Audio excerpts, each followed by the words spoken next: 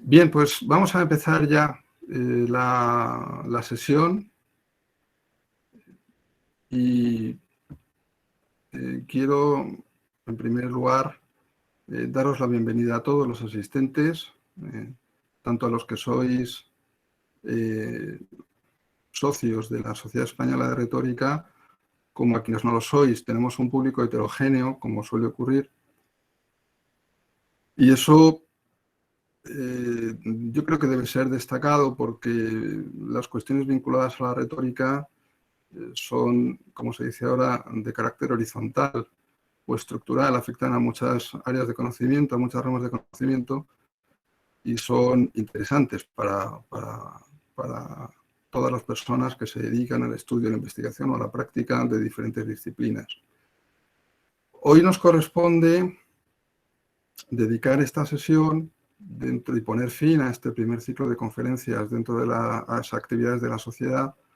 Nos corresponde dedicarla a la retórica y al derecho. Y tenemos, como decía al comienzo, a un ponente de lujo, aparte de buen amigo y persona sobradamente conocida, que es Eduardo Torres Dulce. No voy a invertir mucho tiempo, Eduardo, en presentarte porque creo que todos te conocemos, sabemos de tu obra, sabemos de tu trayectoria profesional, de tu brillante trayectoria.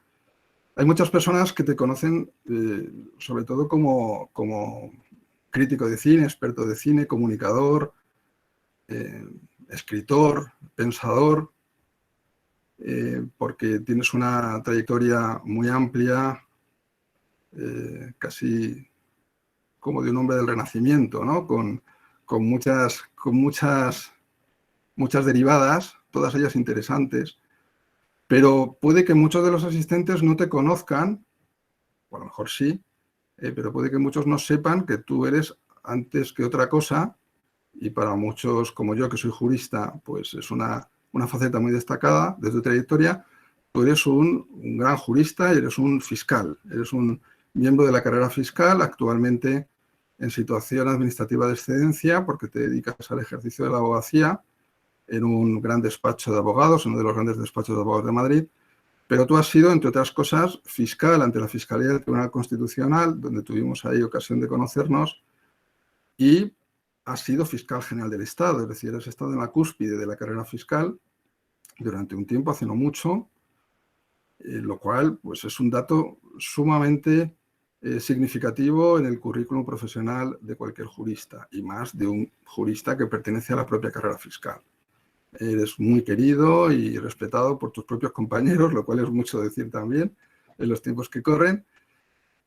Pero sobre todo nos interesa, aparte de esa faceta que es sumamente interesante, nos interesa saber de ti o que nos hables, saber tu opinión y que nos hables, que nos transmitas tu conocimiento vinculado al terreno que nos ocupa aquí y a las cosas que nos ocupan en la Sociedad Española de Retórica. Tu ponencia lleva por título El lenguaje del derecho, argumentación, contradicción y debate.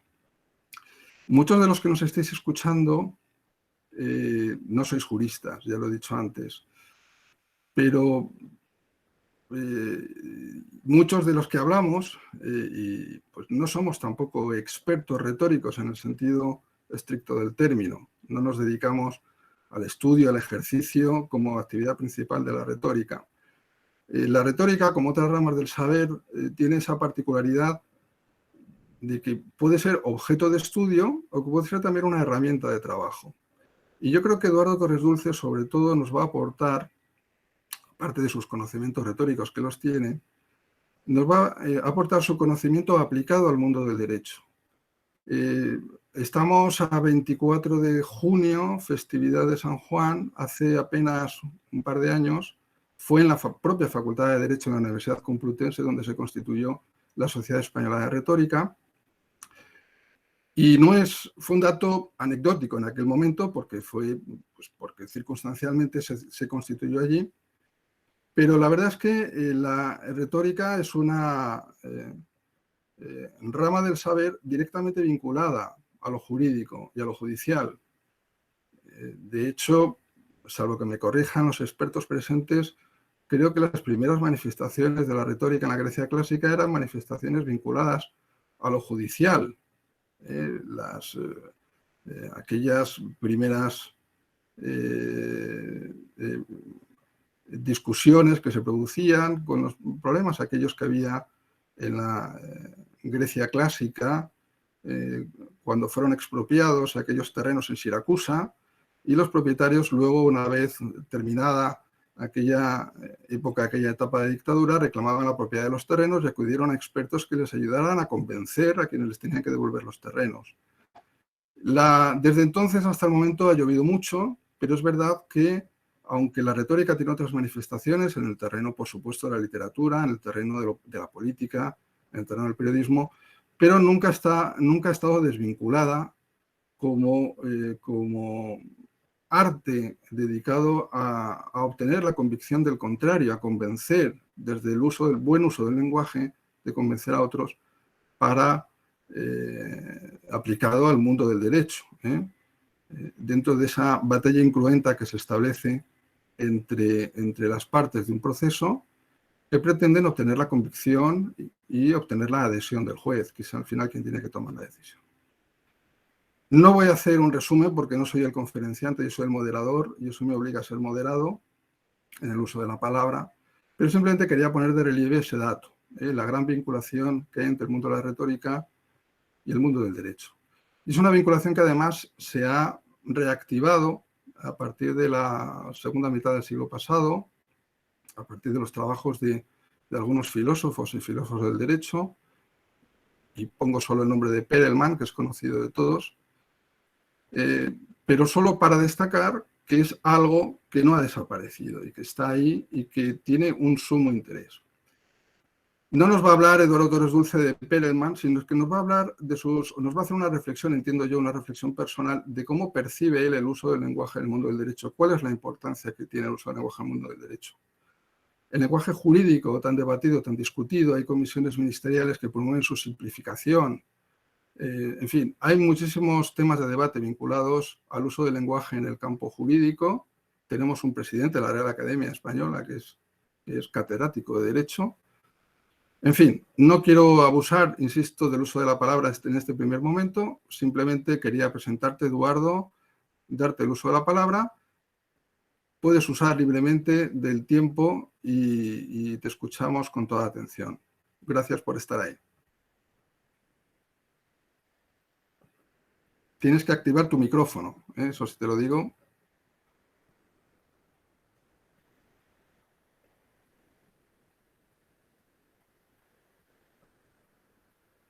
Espera, que no te oímos. A ver.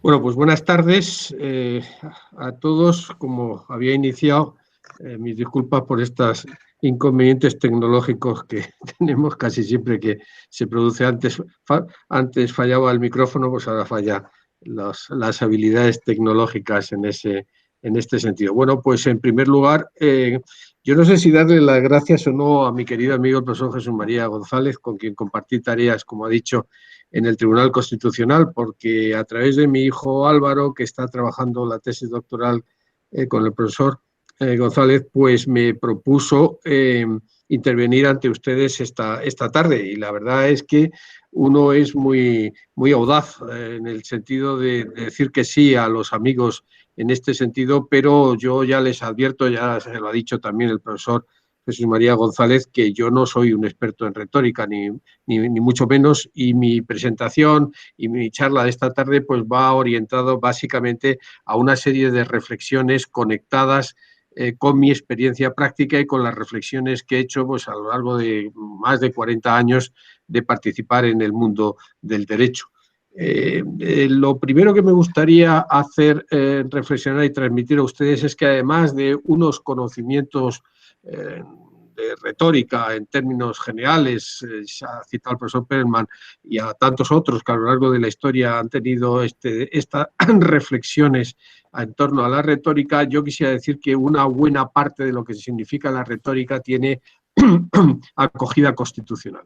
En lo que se llama el segmento del proceso debido, cito en el artículo 24, párrafo 2 de la Constitución, se habla claramente de un proceso público con todas las garantías. Y en ese concepto de proceso público con garantías, pues aparecen las garantías de la publicidad, de la contradicción, sobre todo en los procesos penales, pero en cualquier otro proceso. Y es ahí, en ese seno, pero también de forma escrita a lo largo de los procesos, donde podemos encontrar esas referencias que ya ven ustedes que no se quedan exclusivamente en el mundo estricto del debate de la filosofía del derecho, de la propia filosofía, sino que va más allá. El primer segmento sobre el que me gustaría reflexionar con ustedes es el del lenguaje, ¿no? Ahí ha habido todo un debate acerca de si el lenguaje tal como lo concebimos es una decantación exclusiva de la especie humana. Es evidente que los animales tienen una forma de comunicarse entre sí sin ningún género de dudas, pero con estas interacciones que en el árbol de la evolución se han producido, ha habido durante mucho tiempo el debate acerca de si los neandertales estaban capacitados para establecer no ya una comunicación, sino un lenguaje que permitiera socializarse. Las últimas investigaciones parece y apuntan que esto, pese a las primeras negativas que podía haber en este sentido, tienen un contenido realmente positivo en este aspecto. A mí me gustaría destacar que personalmente creo que el lenguaje tiene para mí un sentido muy poliédrico. Es básicamente una herramienta y un instrumento humano. Va acompañado para mí de un proceso de raciocinio, que es un elemento, si no de diferenciación, de capacitación sin ningún género de dudas. Es además un elemento esencial de cultura. Supone también un itinerario de la memoria. Algún amigo neurólogo como el profesor Ventura Ovaciones me ha insistido mucho a lo largo del tiempo de la importancia que tiene el lenguaje en el itinerario de la memoria y cómo en determinadas fases de Alzheimer o demencia senil se pierde esa capacidad de hablar y de alguna forma pudiera estar interaccionada con respecto a la memoria, y es un medio de comunicación. Incluso el derecho, lo veremos un poco más adelante, el profesor Gregorio Robles ha hablado siempre de ese concepto de medio de comunicación. Por lo tanto, si nos acercamos al concepto de lenguaje, hemos de tener en cuenta que este círculo, podríamos ampliarlo a más conceptos, permite interactuar en determinadas situaciones. Por lo tanto, no es un mero herramienta o instrumento humano, sino que la especie humana ha ido desarrollando otros elementos, otros vectores que provocan campos realmente interesantes. Me parece destacar que el lenguaje tiene sentido si se le relaciona muy mayoritariamente con el concepto de comunidad. Naturalmente que una anacoreta, naturalmente que alguien que decida no hablar va a tener la capacidad de utilizar el lenguaje de forma introspectiva. Pero si de alguna forma estamos viendo un horizonte de lo retórico, pues hay que establecer esta ecuación que a mí me parece importante, como el individuo como sede de la individualidad, su capacidad de lenguaje y su trascendencia en términos propiamente comunitarios. Yo creo que esta reflexión de individuo-comunidad a través del lenguaje es lo que le da un sentido realmente importante. Hasta tal punto que, por citar, ya ha dicho el profesor González que de mi afición por el cine, pues estos genios marxistas que eran los hermanos Marx, que no solamente ellos inventaban estos diálogos realmente brillantísimos, sino que detrás tenían un equipo de guionistas, de gagman, ciertamente importante. Pero si cogen ustedes esta secuencia famosa de los hermanos Marx en la ópera, pues ya vean ustedes que las reflexiones que hacen ellos acerca del lenguaje jurídico contenido en esos contratos, con esas cláusulas realmente, vamos a decir, abracadabrantes, en las que yo creo que el lenguaje pierde su relación de humanidad, su capacidad de comunicación, y se establece una capacidad, vamos a decir, de sofisma y en muchos casos de encapsulamiento para unos cuantos, lo cual desde mi punto de vista produce esa degradación de lo jurídico. Bueno, pues fíjense ustedes, si seguimos este desopilante diálogo de los hermanos Marx, haga el favor de poner atención en la primera cláusula porque es muy importante. Dice que la parte contratante de la primera parte será considerada como la parte contratante de la primera parte. ¿Qué tal? Está muy bien, ¿eh? No, eso no está bien, quisiera volver a oírlo. Dice que la parte contratante de la primera parte será considerada como la parte contratante de la primera parte. Y vuelven así hasta el final para concluir. Eso sí que no me gusta nada. Nunca segundas partes fueron buenas. Escuche, ¿por qué no hacemos que la primera parte de la segunda parte contratante sea la segunda parte de la primera parte? Si estuviéramos oyendo la secuencia, veríamos cómo van rompiendo a tiras las diversas cláusulas del contrato hasta dejarlo, reducirlo prácticamente a la nada en absoluto. Es, por lo tanto, la capacidad del lenguaje para transformarse crípticamente en determinados contenidos profesionales, lo que hace perder al sentido, ese sentido de la ecuación del que hablábamos de individuo, lenguaje, comunidad, para perder esa perspectiva de totalidad que lo hace extraordinariamente reductivo. A mí me llama poderosamente la atención cómo ese tipo de lenguaje se ha ido extendiendo de forma generalizada.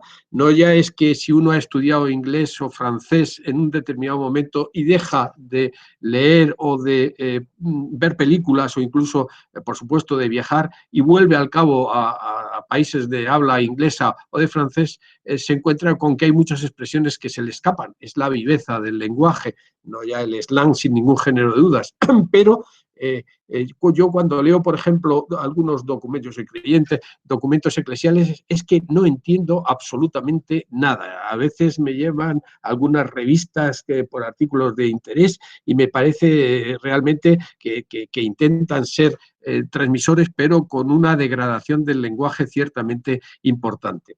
El juego de los hermanos Marx es que al final la magia de las palabras que no significa nada, el vender humo con respecto al lenguaje, produce esa degradación del lenguaje y muy particularmente, y ya lo anticipo, del lenguaje jurídico. Hay este gran filósofo del siglo XX, muerto ya a comienzos del XXI, para mí uno de los grandes genios europeos, George Steiner, que de alguna manera descubrió que el alma europea estaba en los cafés, tiene esa pequeña conferencia, ese pequeño trabajo que me parece realmente genial, intentando entroncar cafés en los itinerarios culturales y religiosos de Europa como la verdadera arma, y no es exclusivamente el mundo del derecho, que lo fue a través del derecho romano, después del derecho germánico y después de la propia codificación napoleónica en parte de la Europa occidental. Pero Steiner, en esa conferencia magnífica de la idea de Europa, decía algo que a mí me parece realmente importante, sobre todo en los tiempos que corren, ¿no? El concepto de lengua como vía de cultura social. Decía George Steiner que cada lengua contiene, explora, transmite no solo una carga única de recuerdos vividos, sino también la energía en desarrollo que poseen sus formas verbales de futuro, una potencialidad del mañana. La muerte de una lengua es irreparable, disminuye las posibilidades del hombre.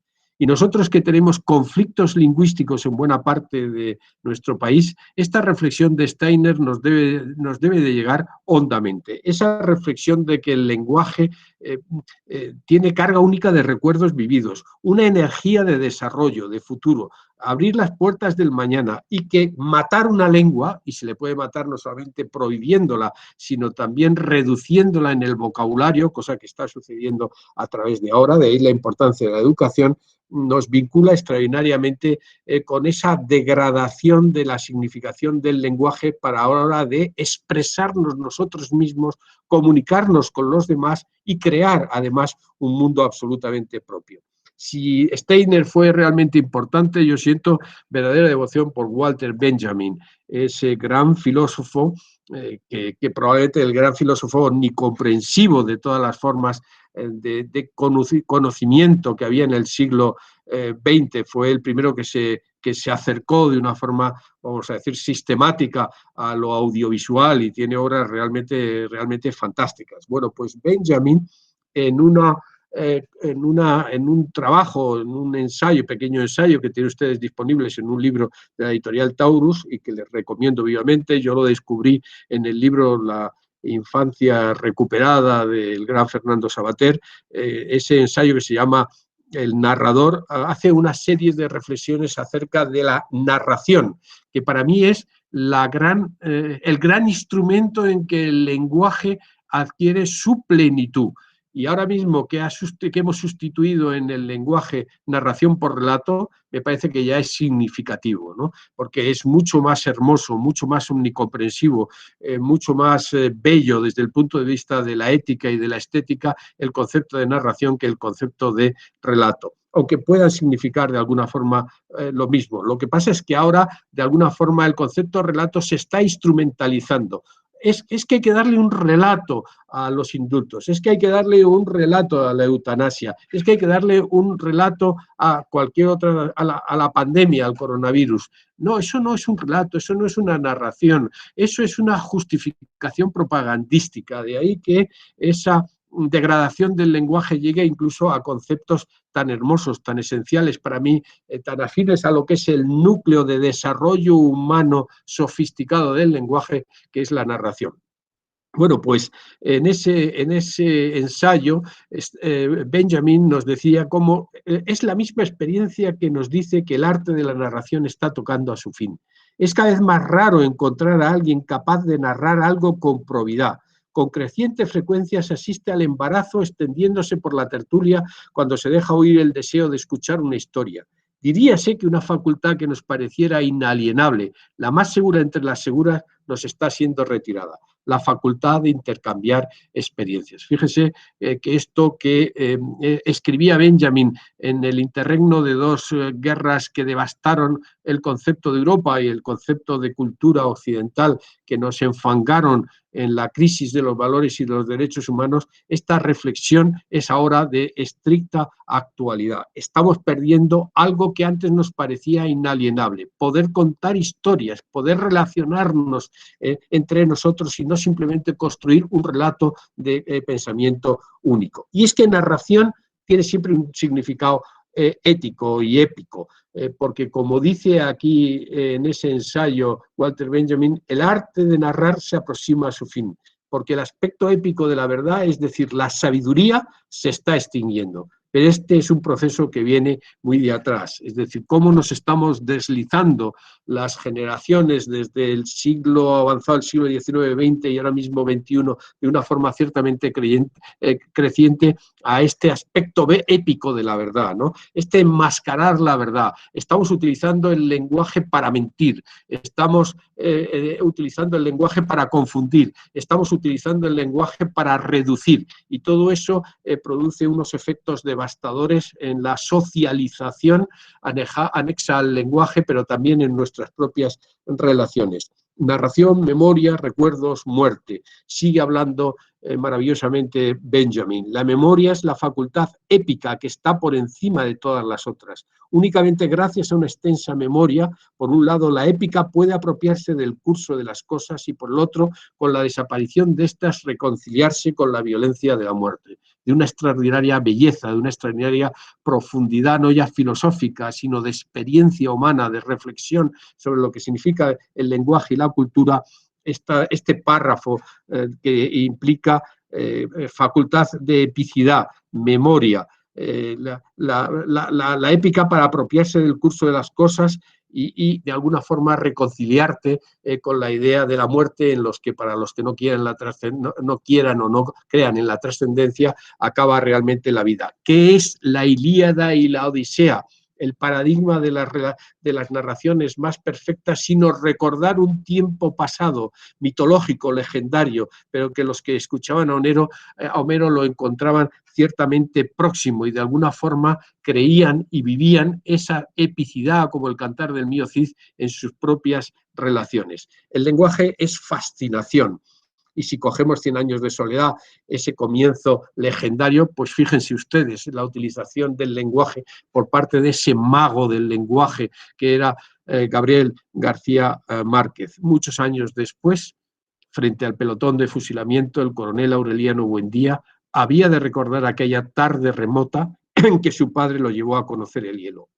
Macondo era entonces una aldea de 20 casas de barro y caña brava, construidas a la orilla de un río de aguas diáfanas que se precipitaban por un lecho de piedras pulidas, blancas y enormes como huevos prehistóricos. El mundo era tan reciente que muchas cosas carecían de nombre y para mencionarlas había que señalarlas con el dedo.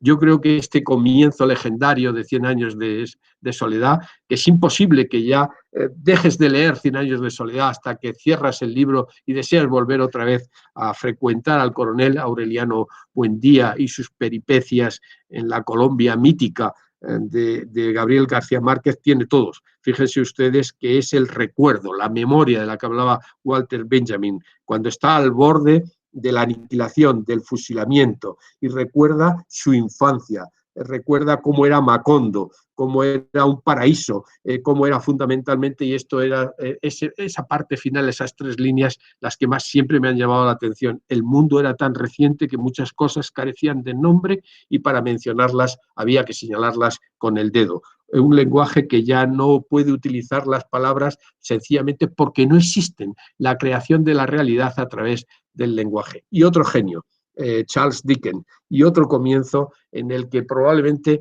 el impulso interno de la retórica lo verán ustedes de forma muy, muy meridiana. Es Historia de 2 ciudades, esa reflexión de Dickens sobre la Revolución Francesa, el gran acontecimiento que vertebró toda el comienzo y el final de las cosas en el siglo XIX, partiendo del final de la Ilustración del XVIII, porque la Revolución Francesa es la culminación y a su vez la destrucción de la Ilustración. Decía Charles Dickens en Historia de 2 ciudades, era el mejor de los tiempos, era el peor de los tiempos, la edad de la sabiduría y también de la locura, la época de las creencias y de la incredulidad, la era de la luz y de las tinieblas, la primavera de la esperanza y el invierno de la desesperación. Todo lo poseíamos, pero nada teníamos.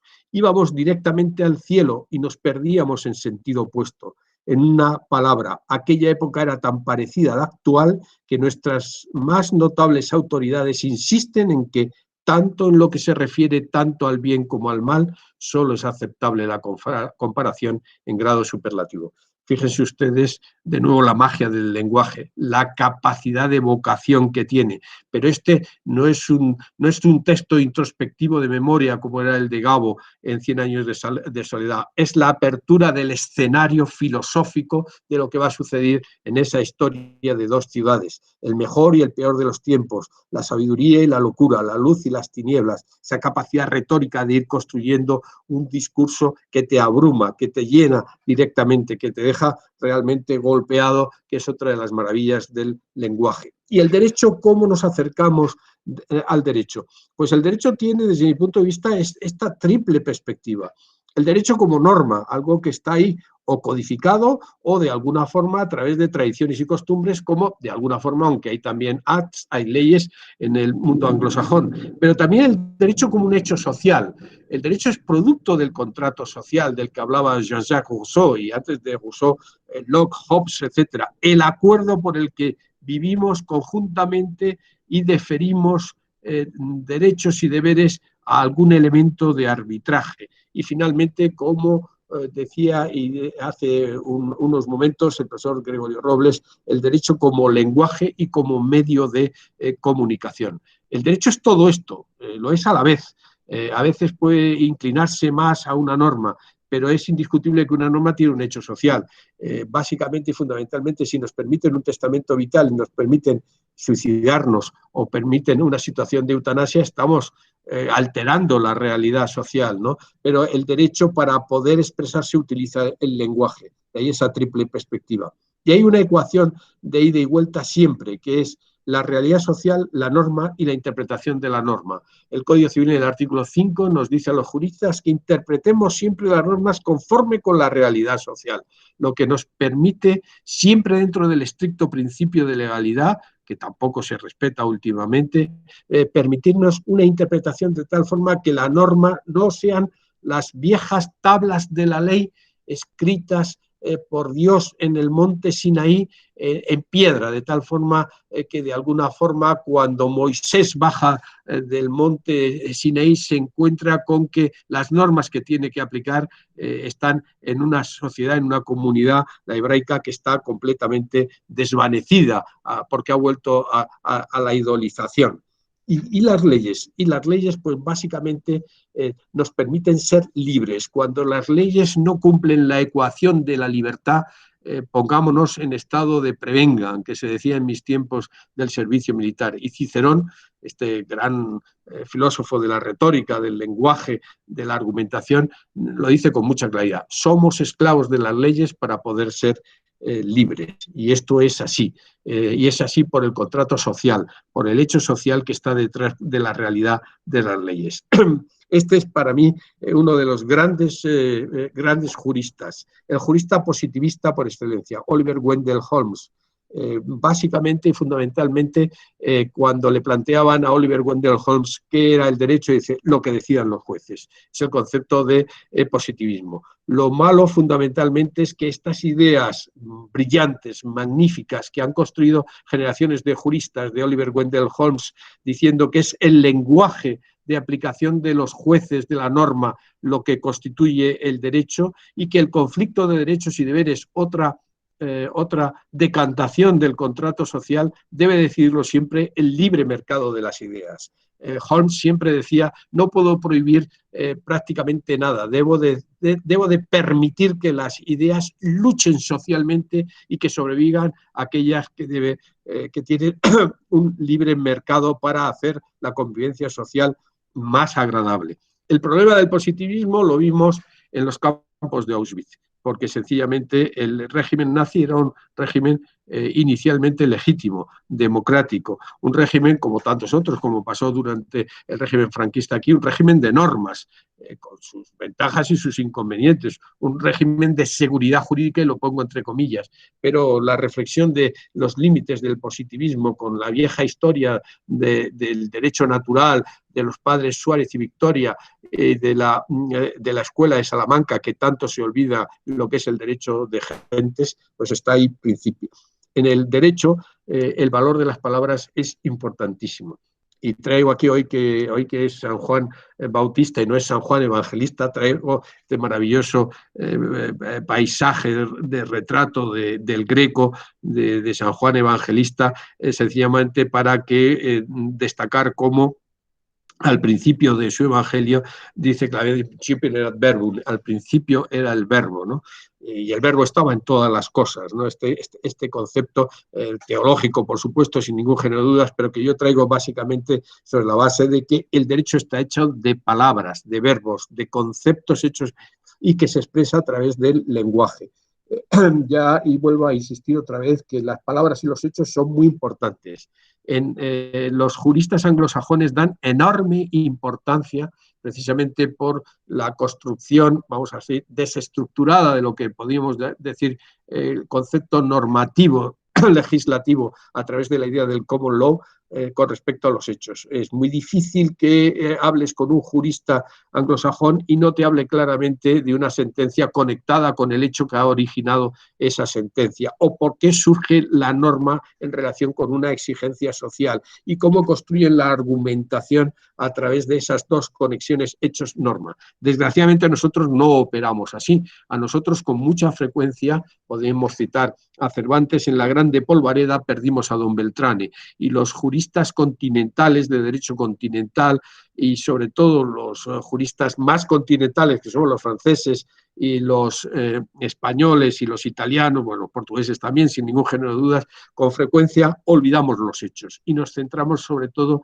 en lo que dirían los marxistas la superestructura del derecho, que es la norma, y el lenguaje de argumentación, ese críptico de los hermanos Marx en su momento concreto determinado. Ese es el gran peligro fundamental del derecho. Y hay algo que me resulta especialmente significativo, y es cómo vamos a operar esa ecuación de hechos, norma y de la interpretación para llegar a la argumentación.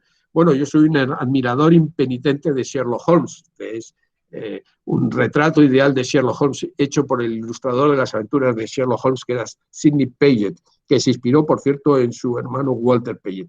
Holmes investiga hechos, siempre hechos. Continuamente le está diciendo a Watson, deme hechos, y dice, es un error teorizar antes de conocer los hechos e investigar sobre los hechos. Fíjense ustedes cómo desgraciadamente en España tenemos macroprocesos en los que el juez y el fiscal desde el primer momento ya saben, comillas, y subrayenlo, pónganlo en mayúscula, qué ha sucedido. Y por lo tanto esa fase tan importante de un proceso penal, que es la investigación imparcial, como decía la vieja ley y vigente ley de enjuiciamiento criminal de 1882, el juez de instrucción debe de acoger tanto lo favorable como lo desfavorable, con independencia e imparcialidad.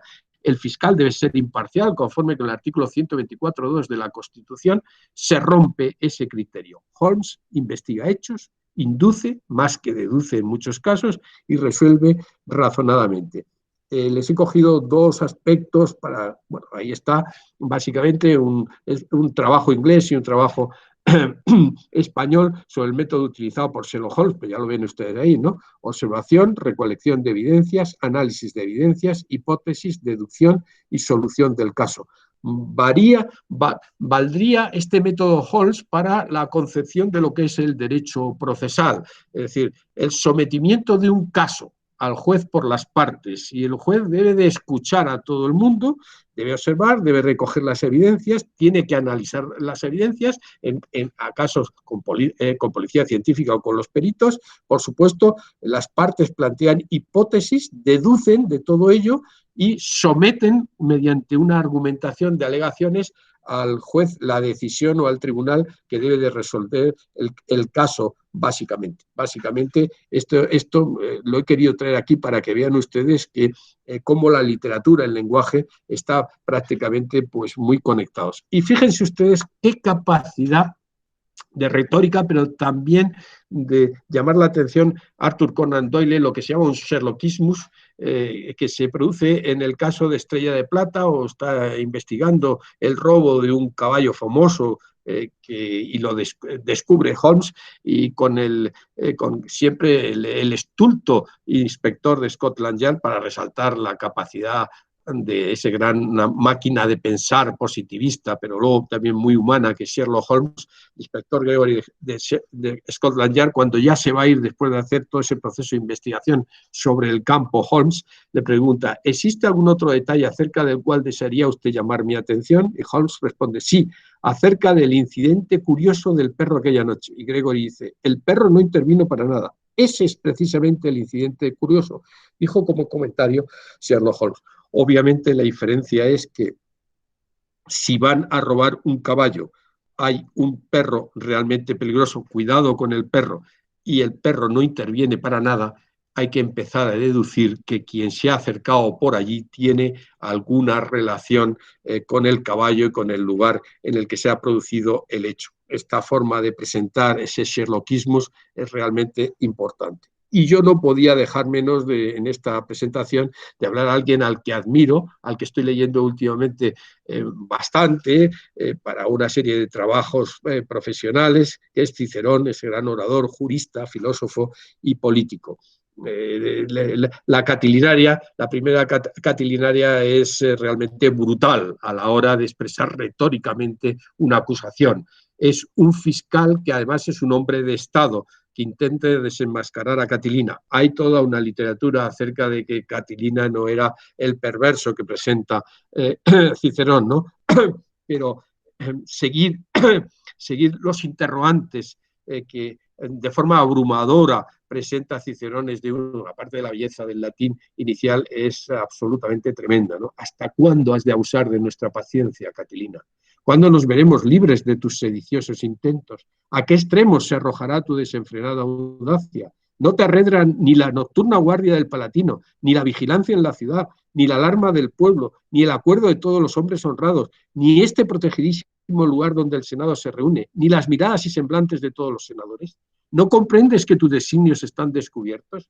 ¿No es tu conjuración fracasada por conocerla ya todos? ¿Imaginas que alguno de nosotros ignora lo que has hecho anoche y antes de anoche? ¿Dónde estuviste? ¿A quién convocaste? ¿Y qué resolviste? Tremendo. Tremendo a la hora de encadenar como una verdadera cascada de acusaciones a través de la interrogación, a través de un uso de la retórica realmente especial. Fíjense ustedes que la retórica en los procesos tiene en la vista oral un espacio para el saber, la estrategia y la elocuencia. Ahí tienen un fotograma de anatomía de un asesinato, probablemente la película perfecta judicial para ver lo que es una sala de juicios, las estrategias de un proceso, la argumentación, el debate, los límites de la argumentación y del debate. En esto hay que convencer, hay que atacar y hay que demostrando, ¿no?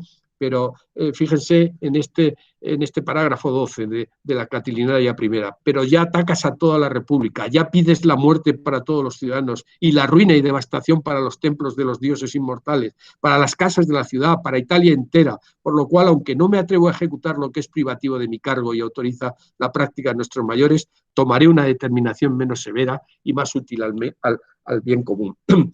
Cicerón utiliza todos los resortes del lenguaje, el empleo del lenguaje, pero utiliza todos los instrumentos del lenguaje, todas las figuras literarias del lenguaje, pero detrás están todos los conceptos, la república, el bien de los ciudadanos, la devastación de los dioses, el hundimiento de toda la nación, están todos los elementos de esa forma concretamente.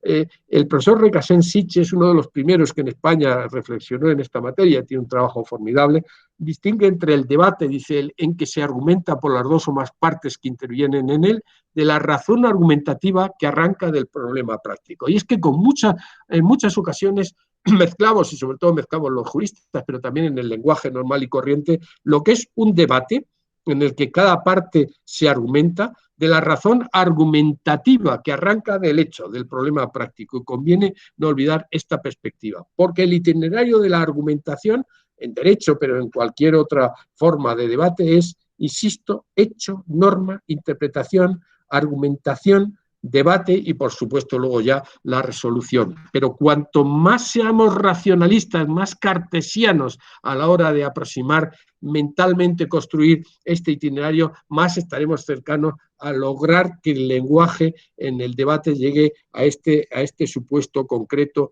y determinado. Y los abogados hablamos, como los fiscales. Aquí tienen ustedes, si tienen ocasión, vean ustedes el speech final de Paul Newman en esta película de Verdict, de Sidney Lumet, en el que hace un discurso dirigido al jurado, pero dirigido a nosotros los espectadores, de contenido profundamente ético, ¿no? Milce Moreno Mosquera, las preguntas retóricas de Cicerón, un ensayo, pues está realmente publicado en Argentina, dice cosas muy interesantes. Dice: la argumentación es el centro del discurso persuasivo. Como se dijo anteriormente, consiste en la presentación de las pruebas pertinentes a la utilidad de la causa, esto es, favorables desde la perspectiva de la posición del orador, y también en la destrucción de las pruebas de la parte contraria. De esta manera tenemos que la argumentación se subdivide en probatio y refutatio. En la primera se presentan los argumentos propios del emisor, en la segunda se refutan los argumentos del adversario. Si ven ustedes las sesiones de control del Parlamento español, se darán cuenta que están muy lejanas de Moreno Mosquera, pero también los escritos y las intervenciones orales en los tribunales españoles están también lejanas a estas, desde mi punto de vista, muy pertinentes precisiones del profesor Moreno Mosquera. Porque es que la elocuencia es importante, pero si la elocuencia sin ética, caminamos hacia el precipicio. Cicerón lo dijo de una forma muy brillante y muy terminante. El que seduce a un juez con el prestigio de su elocuencia me parece más culpable que el que lo corrompe con dinero. Porque significa la mistificación del lenguaje, la destrucción de la finalidad de comunicación real del lenguaje. Por eso, el horizonte de la oralidad en los procesos para mí es una obsesión. Creo que el creciente dominio de los aspectos de escritura del proceso, corregidos después de la última gran modificación de la ley de enjuiciamiento civil, y espero que si sale adelante alguna vez un anteproyecto de reforma del proceso penal, eso vaya en esta razón fundamentalmente. Creo que son pervidencias de juicios inquisitivos, en los que se busca sobre todo más la periferia de la verdad, más la periferia de la argumentación jurídica que el corazón de la argumentación jurídica. Las razones de los escritos jurídicos es una apuesta por el lenguaje escrito. Lo que pasa es que se ha degradado tanto el lenguaje que no encontramos claridad en esos lenguajes. Además, la tecnología nos ha llevado a esa técnica de cortar y pegar con cita rutinaria de la jurisprudencia sin referencia al hecho, como tanto exigen los anglosajones. Y la verdad de la oralidad en las vistas da fundamentalmente el error de la decadencia y su importancia frente al tribunal. Generalmente a los magistrados que están sentados no les importa nada lo que se está diciendo allí, o muy poco, o muy excepcionalmente. Creo que hemos tenido un gran ejemplo que no está produciendo el ejemplo que de alguna forma el aspecto ejemplar de las cosas debería de producir, y es la vista pública del proceso. La vista pública del proceso dio la importancia de la oralidad, la importancia del lenguaje, la importancia de la argumentación, del debate, que ahí presente fundamentalmente ante una sala del Tribunal Supremo y en la propia sala del Tribunal Supremo. El ejemplo del Tribunal Supremo, la Corte Suprema norteamericana, es así. Los casos se expresan oralmente ante el tribunal. La decadencia de la oralidad es la decadencia del proceso, la perversión del lenguaje. Porque la sentencia debería dictarse en audiencia pública. ¿Verdadero o falso? Verdadero conforme a la ley, falso con respecto a la práctica. Y si se leyeran las sentencias en audiencia pública, el criptomensaje y criptolenguaje jurídico se pondría como la realidad del rey en descubierto su desnudez. El rey está realmente desnudo. Las sentencias y las resoluciones no se concretan al hecho en muchas cosas y no transmiten a las partes y al pueblo, puesto que los juicios son públicos, la realidad de las cosas con un lenguaje que permita acercarnos desnudos y no vestidos del ropaje de una falsa elocuencia. La era digital, y voy acabando, va a cambiar realmente importantes todas estas cosas, sobre todo la conservación de los documentos orales. Ahora mismo las vistas se documentan en interminables cintas, imagínense ustedes las de los macroprocesos, que necesitarán de sofisticadísimas necesidad de herramientas de análisis tecnológico para poder todo el fárrago que significa muchas veces la escasa concentración sintética de razonamientos en una vista oral, poder extraer aquellos elementos que van a permitir combatir la resolución. La robótica y el derecho está ahí y me preocupa extraordinariamente todo ello, ¿no? Porque el derecho, la robótica, tenemos elementos de formulación de escritos que probablemente vayan a la degradación del lenguaje. Hay instrumentos de predictibilidad de resoluciones judiciales, lo cual aleja del hecho la relación correspondientes, y el amigo Watson, como se designó a un robot jurídico, pues está desarrollando ciertamente problemas, de tal forma que se dice que quizás en el futuro gran parte del trabajo ya se está haciendo de los abogados se realizan con respecto a la robotización. Les he traído aquí a este respecto una reflexión en torno a otra gran película, Blade Runner. Blade Runner, como saben ustedes, basada en un cuento largo de Philip K. Dick, trata de si unos replicantes, unos robots, han salido mal.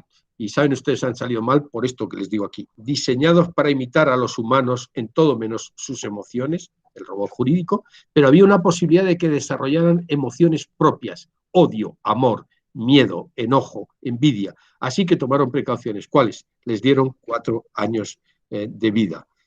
Al final, ese robot que se enfrenta al personaje de Harrison Ford, probablemente otro replicante, aunque él no lo sepa, dice una cosa maravillosa. Yo he visto cosas que vosotros no creeríais. Atacar naves en llamas más allá de Orión. He visto rayos C brillar en la oscuridad cerca de la puerta de Tannhauser.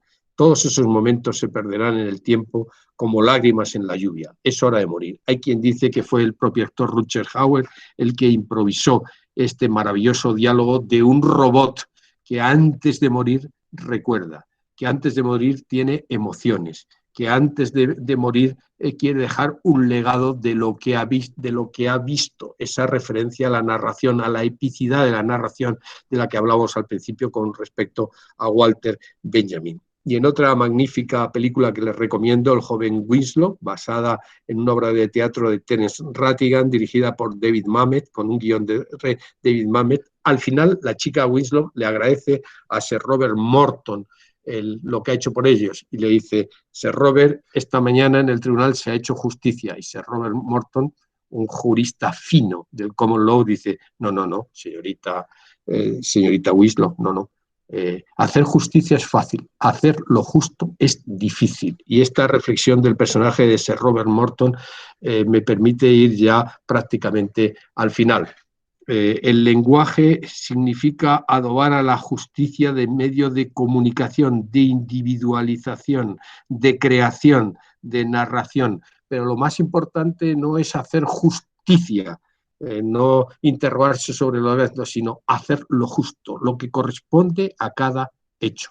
Y si me permiten, en la vida a veces lo que parece un final realmente es un nuevo comienzo, y yo espero que todos los que puedan servir de algo para cambiar la sociedad a través del lenguaje hagan algo para que tengamos un nuevo comienzo. Muchísimas gracias por su atención y perdón si me he extendido más de lo que correspondía. Muchísimas gracias a ustedes, muchas gracias al profesor González García por permitirme estar aquí con ustedes esta tarde.